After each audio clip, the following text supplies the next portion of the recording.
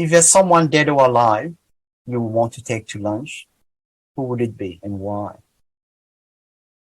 Interesting question. I'd probably take Robin Williams. The way his mind thinks, I wouldn't be going out to lunch with one person. I'd probably be attending a party with many guests. His mind is so active, and I wouldn't be bored as a one-on-one. I wouldn't have to look at the ceiling talking with Robin Williams. And who is Robert Williams, by the way?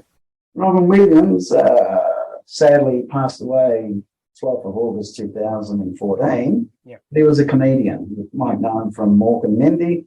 I'm showing my age there, but he's an actor, a comedian with a very active mind, racing mind. He was well known in Mrs. Doubtfire. Mrs. Doubtfire, yes, I still remember. Recall that? Yep. One of his bigger movies. He can fit in number of roles, irrespective whatever role Yeah. he's writing.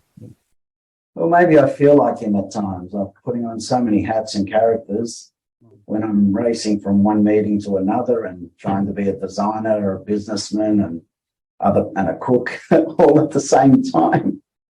So I think Robin Williams would be the ideal person to attend a lunch with. Okay, excellent.